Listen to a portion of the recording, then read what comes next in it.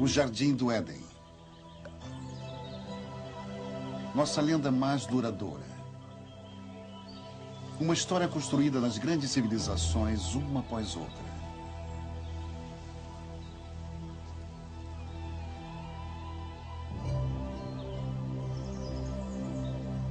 Uma história de sedução. A fúria de Deus e paraíso perdido.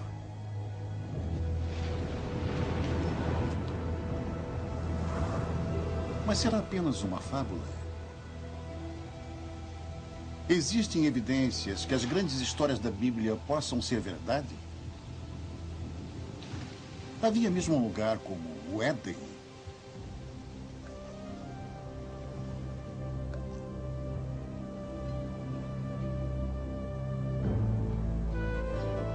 Hoje, a busca pelo Jardim do Éden nos leva a uma terra seca e desolada. Um lugar chamado Mesopotâmia.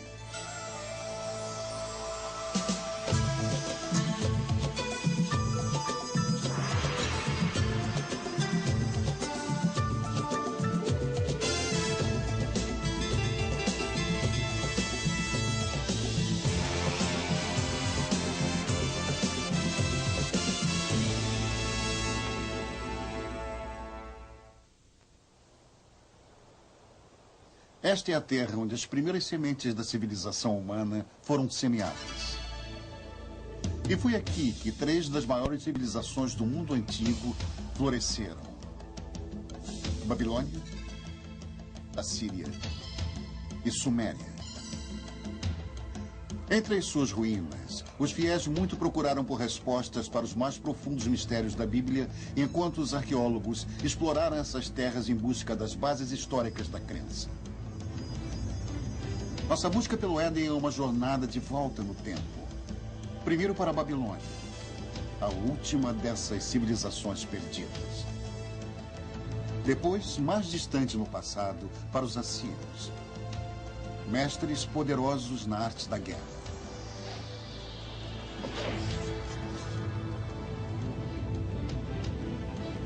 E finalmente para um momento no passado distante em que somente o Éden poderia tê-la precedido.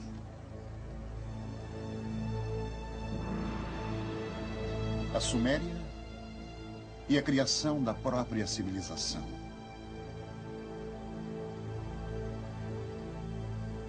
O Arco do Fértil Crescente.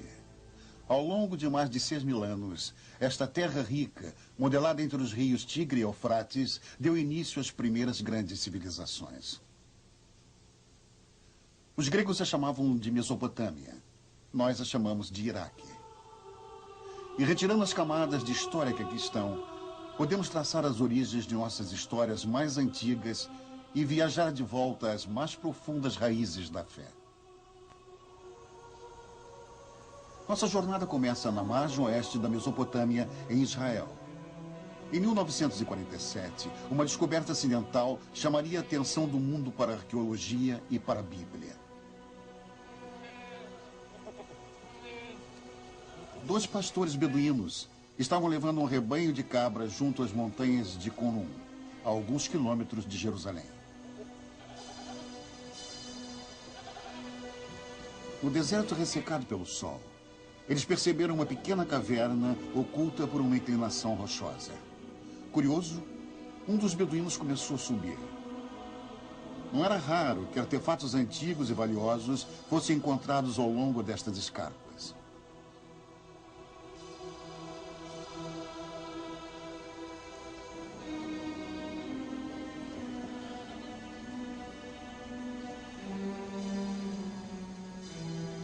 Dentro da caverna, o pastor descobriu restos de antigos potes, fragmentos de pergaminhos de couro e alguns pedaços de papiro. Tudo intocado desde a época de Jesus. Estes escritos, de uma obscura seita judaica chamada de Essênios, seriam conhecidos através do mundo como os pergaminhos do Mar Morto. Nas cavernas das redondezas, centenas de antigos pergaminhos eventualmente eram desenterrados. Um deles viria a ser a mais antiga versão conhecida do Velho Testamento, incluindo os 5 primeiros livros cruciais, conhecido pelos judeus como o Tora. Os pergaminhos do Mar Morto imediatamente se transformaram no foco de um grande tumulto. Tanto estudiosos como teólogos lutaram pela sua posse e seu significado. O curador do livro, o Sr. Megan Brosh, diz que a sensação foi enorme. O livro foi descrito como um dos mais importantes achados arqueológicos do mundo. Os pergaminhos eram importantes para os judeus porque eram judaicos. Eles vinham de um período importante na história judaica. Eles eram muito preciosos para os cristãos porque eram contemporâneos de João Batista, de Jesus. Eles eram muito esclarecedores, mas além de tudo isso, os estudiosos têm uma grande ligação emocional com essa biblioteca. A Bíblia é um livro que sempre tem sido lido sob 2 pontos de vista, o sagrado e o histórico. O Torá tradicional sempre é escrito à mão. As palavras são lidas em voz alta enquanto o escriba vai escrevendo. Desta maneira, elas se tornam uma oração viva e cada Torá é considerado sagrado desde o momento em que é escrito. Mas a exatidão histórica da Bíblia nunca é confirmada com facilidade. É um esforço que continua até hoje.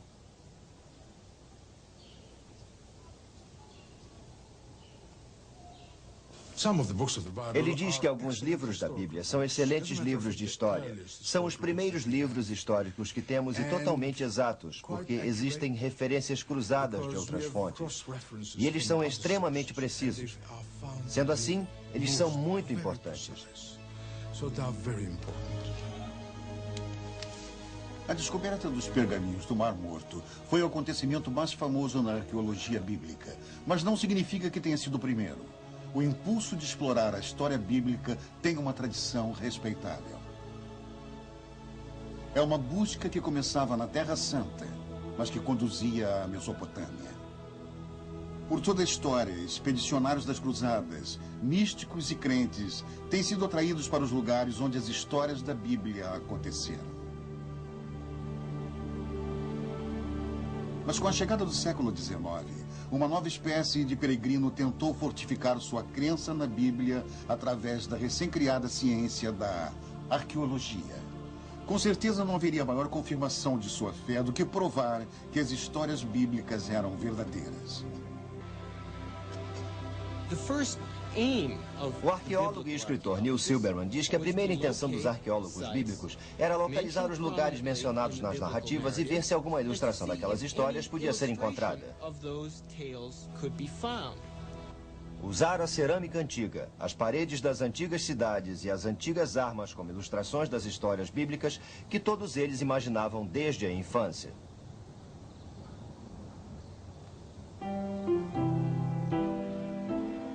Incentivados pela excitação das primeiras descobertas, estudiosos de todo o mundo correram para fazer valer os seus direitos numa espécie de corrida para o ouro bíblico.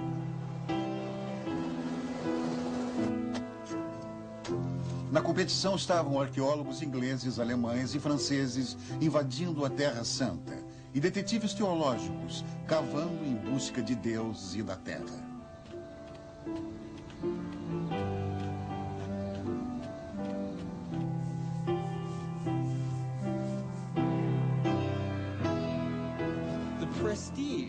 Silberman diz que o prestígio de cada país europeu na Terra Santa era medido pelos tipos de descobertas bíblicas que eram feitos. E uma das maiores batalhas diplomáticas e políticas que aconteceram na história da arqueologia bíblica foi a descoberta da famosa pedra Moabita. Em 1868, bem para o interior do território de Moabe, alguns beduínos da tribo de Boni Hamida tropeçaram numa misteriosa placa de pedra enterrada no deserto. Para os membros da tribo, não era novidade as antiguidades da área, nem o valor que elas tinham para os europeus. O primeiro ocidental a ouvir falar da curiosa pedra negra foi o reverendo Frederick Augustus Klein. Ele imediatamente partiu direto para o deserto infestado de bandidos, acompanhado apenas por alguns guias beduínos. Klein era um missionário, não um arqueólogo. Quando ele viu pela primeira vez a estranha escultura de basalto, ele sentiu uma torrente de excitação. Ele suspeitava que a placa negra pudesse confirmar suas crenças mais profundas.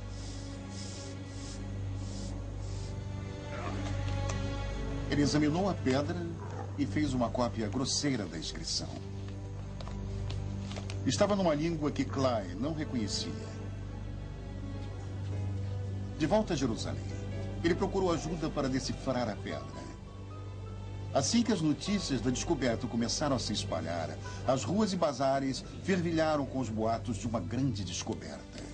A escrita na pedra vinha a ser um relatório de um rei moabita sobre uma batalha também descrita na Bíblia. Pela primeira vez, tinha-se uma confirmação escrita, gravada na pedra, de uma história da Bíblia. Duas fontes do mesmo acontecimento.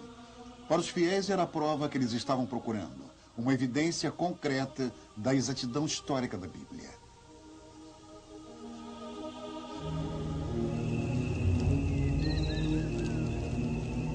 Muitos tentaram comprar a pedra, mas os beduínos tinham razão em ter cuidado. No passado, eles tinham sido enganados por europeus caçadores de tesouros. Presumindo que algo tão valioso para os europeus pudesse conter ouro, eles lançaram a pedra no fogo na intenção de parti-la. Quando o fogo esquentou a pedra, eles jogaram água sobre ela várias vezes até que ela finalmente explodiu. Eles não encontraram nenhum ouro e a pedra estava destruída. A primeira confirmação arqueológica da história da Bíblia. A primeira evidência comprovada já encontrada na Terra Santa estava despedaçada. A perda da pedra foi devastadora, mas não deu fim à caça dos tesouros bíblicos. Agora que a própria Bíblia tinha sido confirmada como história, ela mostrava o caminho muito mais distante para dentro do passado. Uma volta de mais de 2.500 anos para um grande império governado da Babilônia ao momento que a própria Bíblia estava nascendo.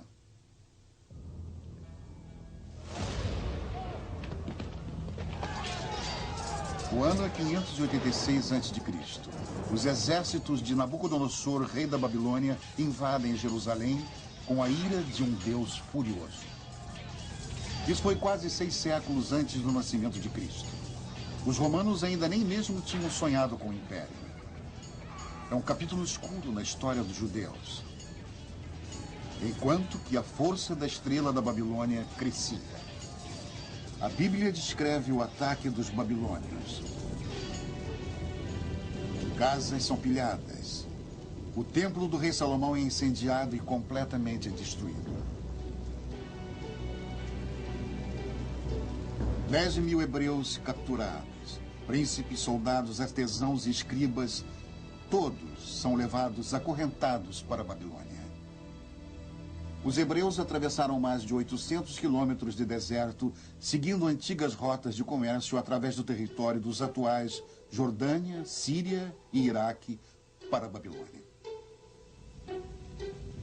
No Salmo 137, os hebreus lamentam. Junto aos rios da Babilônia nos assentamos e choramos, lembrando-nos do Sião. Como entoaremos o cântico do Senhor em terra estranha? Enfraquecidos e exaustos, os hebreus entraram na Babilônia, temendo sua extensão e sua fúria. Arrancados da modesta cidade de Jerusalém, eles viram a majestosa capital do mundo antigo.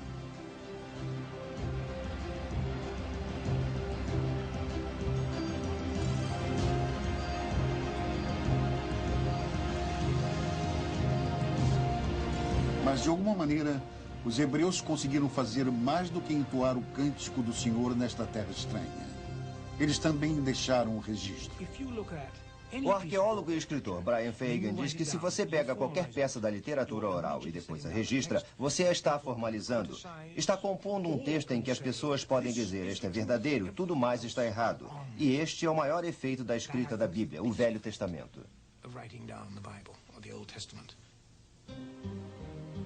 Hoje, os muros reconstruídos que cercam a Babilônia estão marcados com o nome de Saddam Hussein.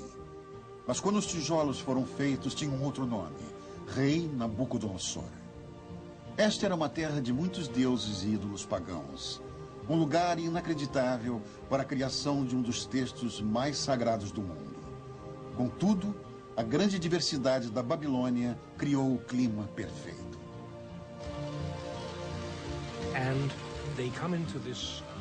Fagan diz que eles entraram neste ambiente cosmopolita, onde mesmo o mais educado e instruído entre eles era bombardeado no contato direto com outro povo, completamente diferente. Os hebreus se encontraram numa confusão de raças e línguas diferentes, deuses conflitantes e demônios estranhos.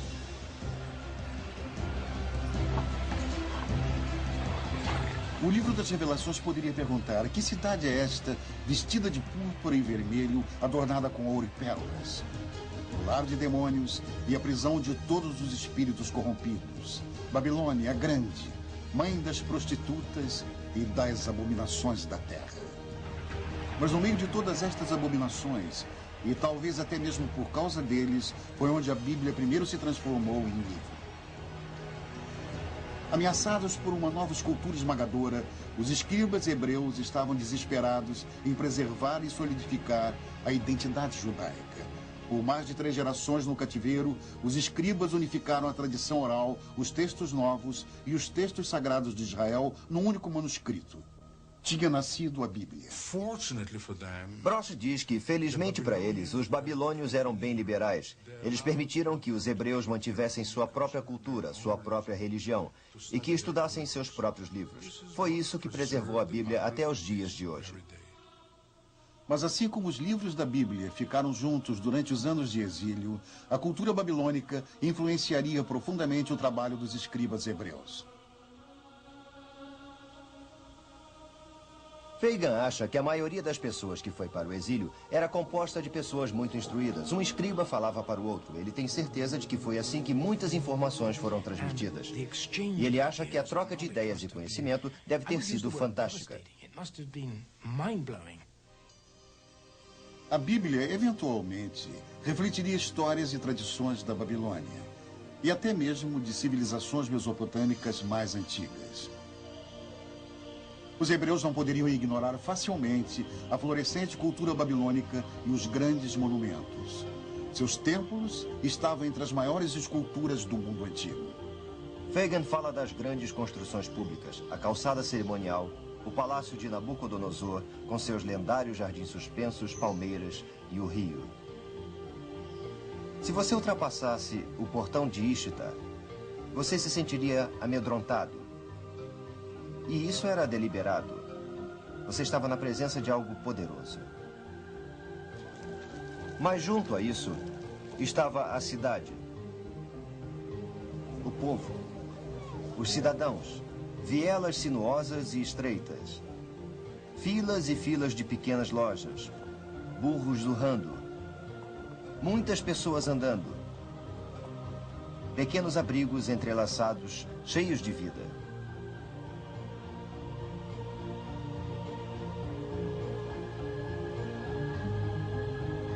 E foi aqui, nos diz a Bíblia, que um dos monumentos mais extraordinários da antiguidade subiu em direção ao céu. A Torre de Babel. Por muito tempo, aventureiros e peregrinos esperavam que o encontro da famosa torre pudesse provar a verdade das histórias bíblicas. Um desses investigadores que fracassou escreveu que nenhum homem ousou chegar perto da torre porque tudo é deserto e cheio de dragões e grandes serpentes e cheio de diversas bestas venenosas. Viajantes medievais alegavam que tinham encontrado a torre. Este minarete espiral ainda está de pé no norte do Iraque. Mas eles estavam errados. Esta torre foi construída 1500 anos mais tarde e muito longe dos muros da Babilônia. Talvez a possibilidade mais intrigante tenha sido apresentada por Robert Caldwell, um arqueólogo alemão no início deste milênio. Ele descobriu uma fossa retangular com apenas alguns tijolos de argila. Muitos especialistas acreditam que Caldwell tenha encontrado tudo o que restou da famosa torre. Os grandes monumentos da Babilônia causaram uma forte impressão nos escribas bíblicos. Mas seu legado mais duradouro, que sobrevive até hoje, é uma inovação babilônica muito mais impressionante ainda: o Código de Leis. Babilônia foi a primeira civilização na Terra a ter um código legal escrito. A original pedra esculpida é uma relíquia surpreendente. Perdida durante centenas de anos, ela emergiria no final do século XIX. Uma pedra entalhada com um dos documentos legais mais importantes de todos os tempos. 1.200 anos antes dos hebreus terem sido capturados, um rei babilônico tinha esta pedra entalhada com as leis que levam o seu nome. O Código de Hammurabi. Estes escritos podem ser lidos como os precursores do Código Legal no Êxodo, no Levítico e no Deuteronômio. Nas sociedades onde o conhecimento e a lei são transmitidos e tratados oralmente, o precedente é extremamente importante. Mas quando eram escritos, as pessoas que escreviam tinham grande poder. O Código de Hammurabi influenciou quase todas as civilizações desde a Babilônia. Ainda hoje, muitos dos mais primitivos métodos antigos de julgamento sobrevivem virtualmente intactos. Hammurabi descrevia um ritual chamado aprovação, um teste doloroso e até mesmo mortal de culpa e inocência. Em algumas tribos beduínas remotas, a aprovação ainda é praticada quase da mesma maneira que na época de Hammurabi. Neste filme raro, um homem santo chamado de Mubashi julgará os acusados examinando suas línguas depois de terem lambido uma colher de ferro quente.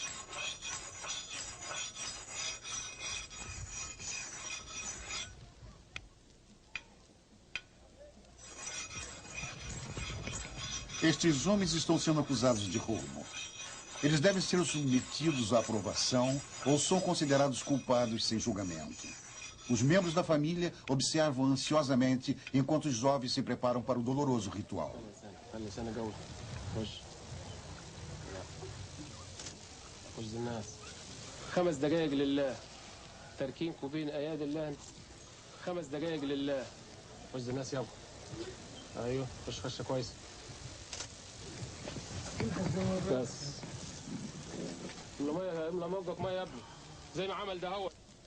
A água não alivia a dor.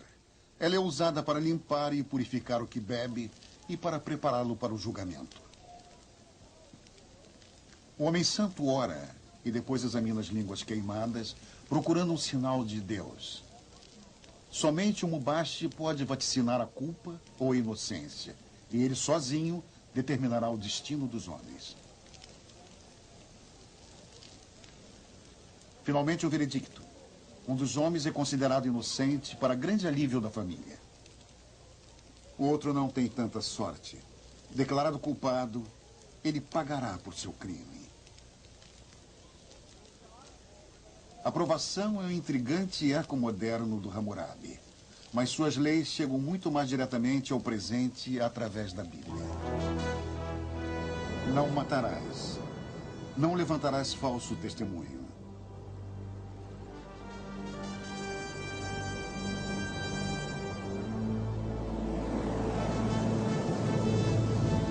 Os 10 mandamentos, a base das leis bíblicas, e também apenas o começo de um complexo conjunto de códigos e convenções fundamental ao Velho Testamento.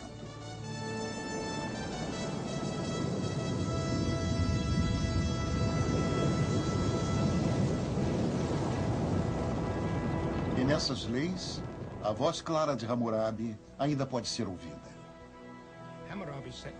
O Dr. Fagan diz que Hammurabi fez leis, não introduziu grandes novidades.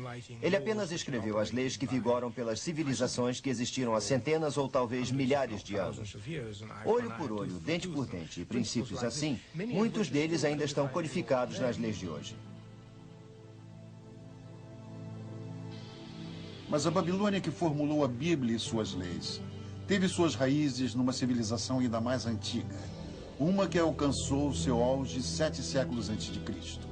Foi o cruel império da Assíria, um lugar que a Bíblia chamou de uma terra banhada em sangue.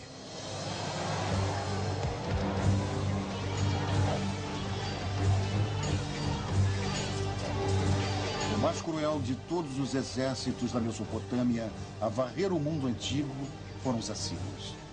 Na Bíblia, eles eram o símbolo máximo da tirania sangrenta e da opressão implacável.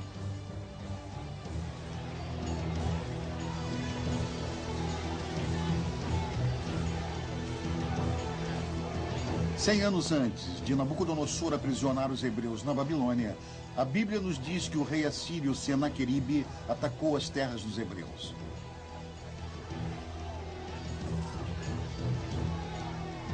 No segundo livro dos reis, a Bíblia diz: vejam o que os reis da Assíria fizeram às nossas terras. As destruíram completamente.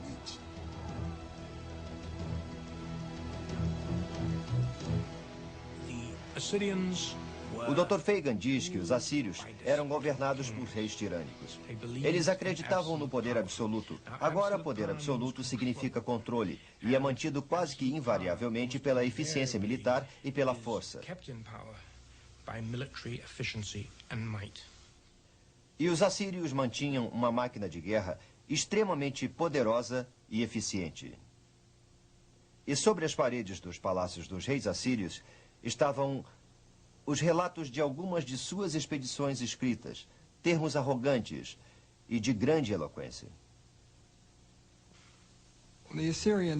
O escritor Nicholas Guild diz que quando os assírios tomavam uma cidade, eles poderiam amontoar as cabeças dos cidadãos-chefes ao lado do portão, ou pegar o rei da cidade e esfolá-lo vivo e fixar sua pele na parede. A força síria, simbolizada pela real caça ao leão, colocada nas mãos de impiedosos reis guerreiros. Mesmo de má vontade, a Bíblia revela admiração em Ezequiel 31, onde encontramos: olhem para os assírios, sob sua sombra habitam todas as grandes nações. Quando a cidade de Roma estava em seu início, a Assíria era o maior império do mundo.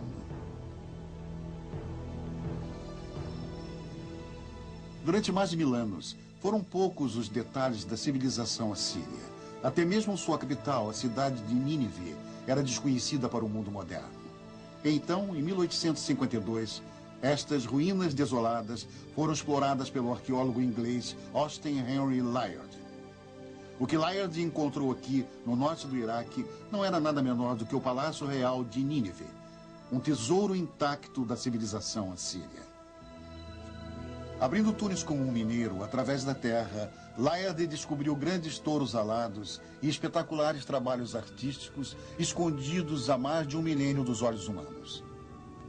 O mundo ficou surpreso e excitado com sua descoberta. Nínive era outra cidade bíblica encontrada, uma confirmação a mais da veracidade das histórias bíblicas.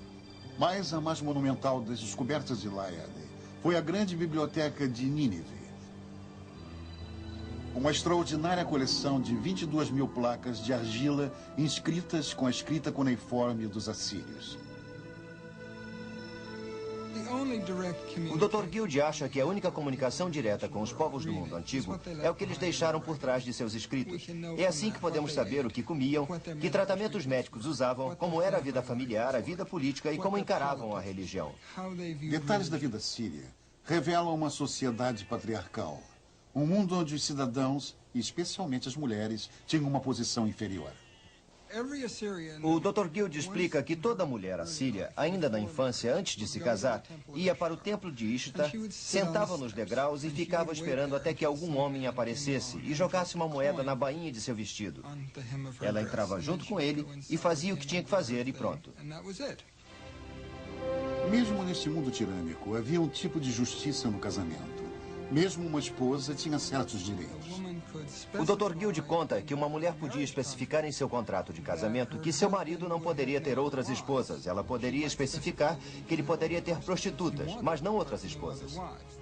Mas se as mulheres comuns tinham condições limitadas, recentes descobertas revelam que as rainhas assírias gozavam de grandes privilégios.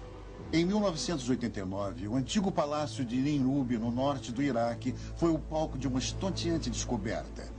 Os especialistas a chamaram a descoberta mais significante desde a tumba do rei Tut, o tesouro de Nimrud.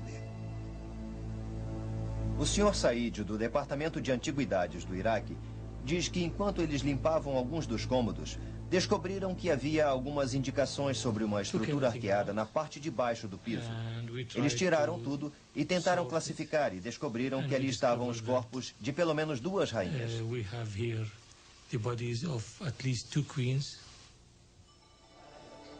Braceletes de ouro maciço ainda adornavam seus ossos. Um tesouro real enterrado há mais de 2.000 anos. Este filme fantástico, feito por arqueólogos iraquianos, é um registro exclusivo de suas extraordinárias descobertas. Pela primeira vez, a tumba de uma rainha síria tinha sido descoberta intacta. O sepulcro real ainda apresentava uma ameaça para proteger suas ocupantes. A maldição dizia: aquele que abrir o selo e me retirar de minha tumba, deixe que seu espírito vague com sede sob os implacáveis raios do sol e que possam os grandes deuses do inferno impor a seu cadáver e a seu fantasma a inquietação eterna. Ignorando a maldição, os arqueólogos desenterraram mais de 60 quilos de belíssimos trabalhos de joalheria, cálices de cristal e requintados em talhes. Os antigos assírios eram excelentes ourives e artesãos. Mas o valor deste tesouro era muito maior que seu valor em ouro. Na morte, as rainhas assírias esbanjavam riquezas. Mas em vida, eram seus reis que forjavam a história. Reis com gosto pelo império. No ano 701 a.C., o rei Senaqueribe e seu exército atravessaram o deserto em direção ao mar Mediterrâneo. Os valentes assírios estavam determinados a conquistar tudo que estivesse em seu caminho. As cidades de Judá, inclusive Jerusalém e seu rebelde rei Ezequias. Fortaleza após fortaleza tomou frente aos assírios, mas foi a cidade de Laquis, cuja brutal destruição está melhor gravada no registro histórico e na Bíblia.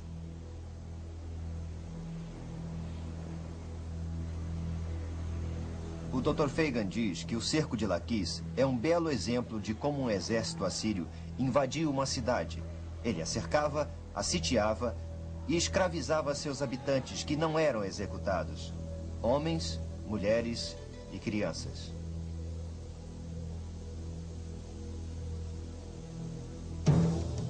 Suas técnicas eram muito simples. Era uma conquista brutal, uma conquista rápida, sistemática, eficiente. E nos baixos relevos dos palácios assírios, vemos as máquinas do cerco, os soldados movendo-se sobre as colinas, protegidos pelos escudos.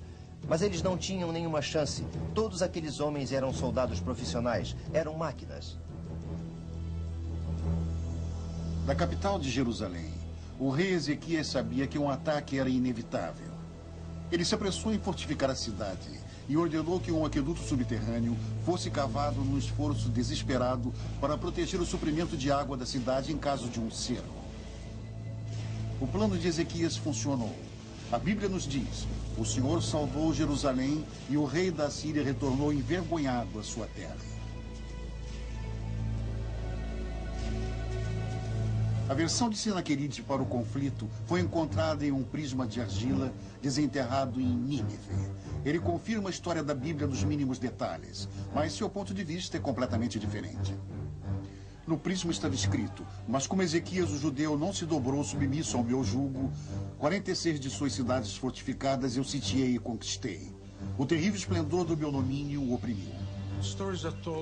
O Dr. Brosh diz que as histórias são contadas em ângulos diferentes, mas elas estão de acordo.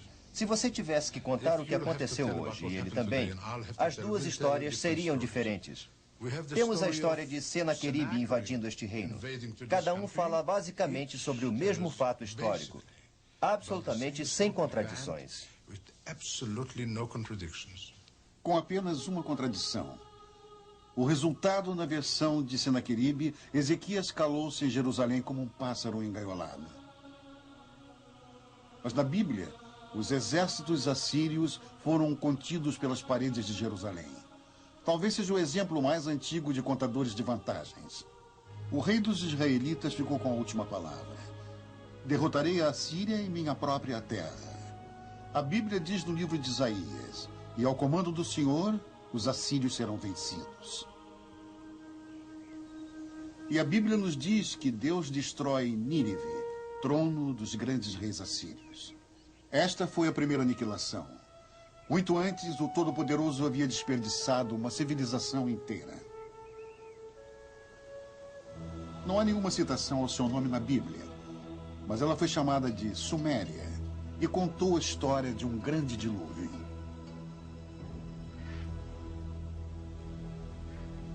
É uma das histórias mais conhecidas da Bíblia, a saga da Arca de Noé. Um Deus furioso, um barco de madeira, um dilúvio.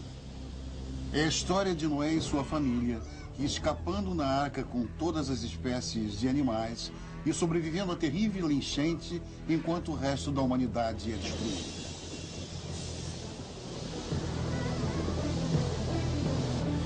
É uma história primitiva que excita nossas esperanças e medos mais profundos. Uma história baseada na Bíblia, mas também num outro texto antigo, um texto descoberto nas ruínas da Suméria. No início deste século, um grupo de placas mesopotâmicas foi traduzido. Elas revelaram a mais antiga lenda conhecida de uma enchente cataclísmica. O primeiro épico escrito do mundo. É a história do fabuloso rei Gilgamesh. Sua história sobre uma grande enchente precede a Bíblia em pelo menos 2000 anos.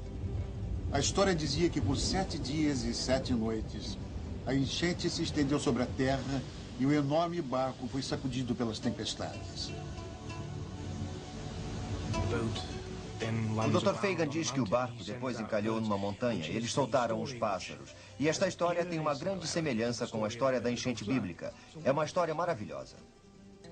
Há mais de 5.000 anos atrás, a história da grande enchente foi contada aqui pela primeira vez nas antigas cidades da Suméria, Uruk, Eridu e Ur. Na Suméria encontramos o início de quase tudo que nos faz civilizados. Eles inventaram a roda, o governo e a jardinagem. Suméria, a primeira civilização da Terra.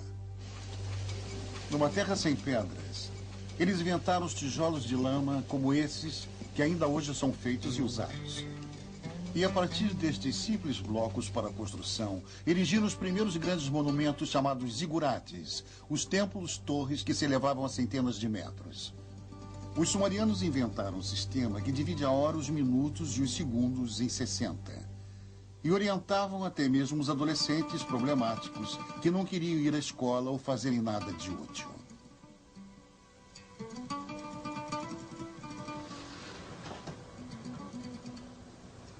O que nós sabemos sobre os sumerianos, suas inovações surpreendentes e sua vida diária, é graças à sua invenção mais impressionante, a escrita. Conhecemos suas antigas lendas e seus segredos íntimos porque alguém os escreveu. Isso foi algo que ninguém tinha feito antes. Steve Tinney é estudioso da civilização sumeriana e diz que é como uma janela composta de vários vidros, alguns dos quais podemos ver através e outros não. Ainda precisamos de muito mais além do que temos. Enquanto que o que temos é espetacular em alguns casos, sempre temos que ter em mente que tudo faz parte da vida de pessoas que nunca veremos. Há 5.000 anos atrás, alguém gravou suas histórias na argila, nos fornecendo um lampejo do mundo à primeira visão de civilização. Steve diz que, como povo, os sumerianos, sob vários aspectos, eram parecidos conosco. Eles tinham interesse em encontrar outras pessoas e beber cerveja. E existem várias coleções de poemas que relatam os preparativos de uma mulher para seu amante, como ela se vestia e esperava a chegada de seu amante. O centro da civilização sumeriana era a cidade perdida de Ur, que já se pensou ser a pátria de Abraão, o primeiro dos patriarcas bíblicos.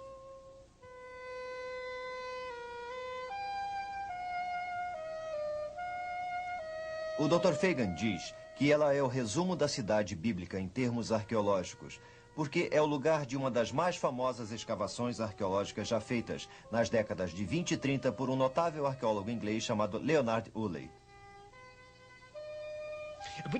Um arqueólogo inglês uma vez descreveu a arqueologia como a ciência do lixo, e isso é verdade.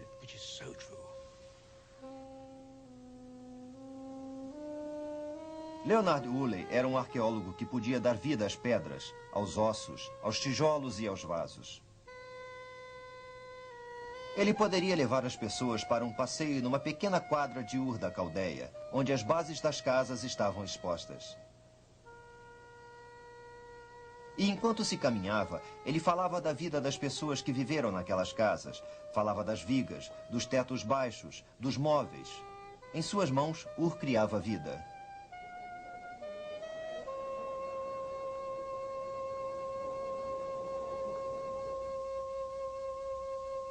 Uley cavou esta enorme fossa e foi descendo através da cidade e foi ficando cada vez menor, até que no fundo havia esta camada de limo estéril. Uley contava que sua mulher chegou e, como em algumas coisas ela era uma mulher um tanto sem método, ela olhou e disse: "É claro que é o dilúvio."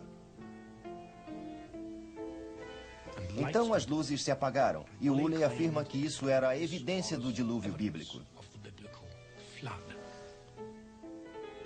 E isso tomou a imaginação popular, e o que isso causou, isso trouxe dinheiro. E Ur foi uma escavação vendida brilhantemente. As especulações sobre o dilúvio bíblico causaram sensação.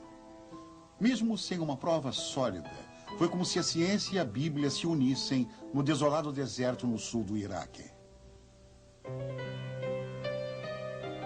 Uley teria eventualmente descoberto um tesouro incontestável. Uma descoberta que forneceu uma extraordinária visão da mais antiga das civilizações, os túmulos reais de Ur. Cavando na lama espessa, Uley descobriu 74 esqueletos cuidadosamente arrumados, todos sepultados ao mesmo tempo. O enterro conta a história chocante da última jornada de um rei para a vida eterna e daqueles que o acompanharam. O Dr. Fagan diz que, a partir daí, Uley desenvolveu uma história espetacular de um funeral real pré-dinástico. Sua história ficou mais ou menos assim. Eles cavaram esta enorme fossa com uma rampa num dos lados. Nesta fossa, eles construíram um sepulcro de pedra, onde o corpo da personalidade real foi colocado.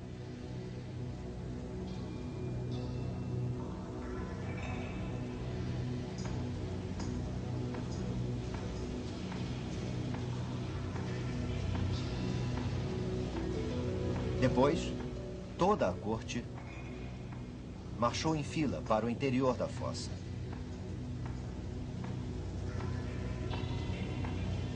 Todos tinham nas mãos pequenos potes de argila. E a um sinal, todos beberam o veneno.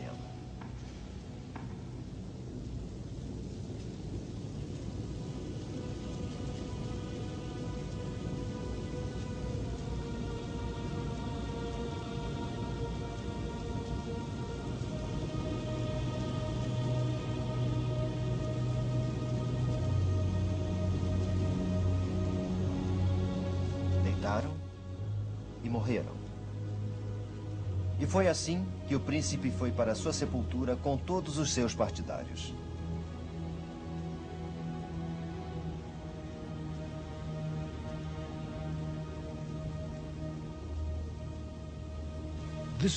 Esta veio a ser uma das grandes descobertas, um dos grandes funerais valiosos da arqueologia e da história antiga. A descoberta da importante sepultura em Ur foi uma vitória da arqueologia, revelando antigos segredos da primeira civilização. Mas a ciência só pode nos levar até aí. Onde os vestígios terminam, o épico de Gilgamesh fornece o final, pistas que atormentam, pistas que nos levam de volta para um jardim e um lugar chamado paraíso.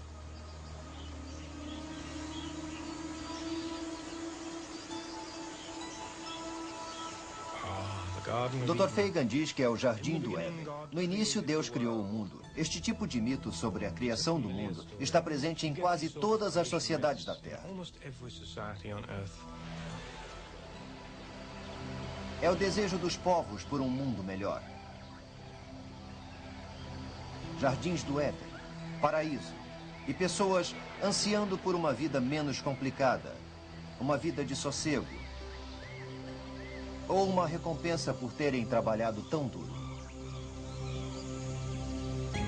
No antigo épico sumeriano de Gilgamesh, o nome dado ao paraíso é Dilmun. Steve diz que é um lugar além da margem de uma habitação humana normal. É como aparece no mito sumeriano do dilúvio. É onde o sobrevivente do dilúvio vive. E existem outros mitos que apresentam Dilmun como um lugar perfeito. Segundo o Dr. Fagan, Dilmun aparece nas lendas mesopotâmicas como um tipo de jardim do Éden, como um tipo de paraíso, um lugar de folhagens verdes e muita água, ventos e refrescantes brisas. É um lugar de maravilhas. Um lugar perfeito. Mesmo assim, é o lar de uma serpente. No antigo épico, a serpente roubou a flor que dava a imortalidade. E assim como Adão, Gilgamesh teve que deixar o jardim e morrer. A ideia do paraíso parece ser universal. Mas em que ela está baseada? Mas existiu mesmo um lugar assim? As pistas apontam para uma terra encantada, a verdadeira localização. A quase 650 quilômetros ao sul da antiga cidade sumeriana de Ur, repousa a ilha de Bahrain, um mercado fundamental nas rotas de comércio pelos áridos desertos e mares salgados da Mesopotâmia. Hoje, Bahrain é menos que um paraíso, mas já foi viçosa. Uma vez, esta ilha teve água e vida em abundância. Uma vez, há muito tempo, ela era Dilmun, mas era um paraíso. Em comparação ao deserto circundante, com certeza ela devia parecer. Havia muita água aqui no que hoje é uma ilha deserta, florida. Era um jardim produzindo frutas suculentas. E aqui havia pessoas que aparentemente levavam uma vida abençoada. Mais de 85 mil túmulos salpicam esta paisagem, provavelmente muito mais do que em qualquer outro lugar do mundo antigo. Os ossos antigos nos dizem que essas pessoas eram mais altas e mais saudáveis, e viveram mais do que qualquer um na região.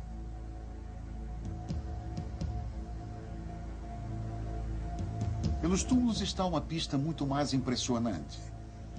Os restos de serpentes, ritualmente embalsamadas em algum momento perdido há mais de 4.000 anos atrás.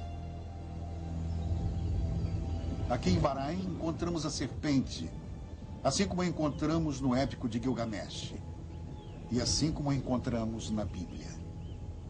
Nossa jornada de volta no tempo atravessou as terras onde os babilônios, os assírios e os antigos sumerianos uma vez andaram. Mas é possível se aventurar tão longe para a terra que guarda as pegadas de Adão?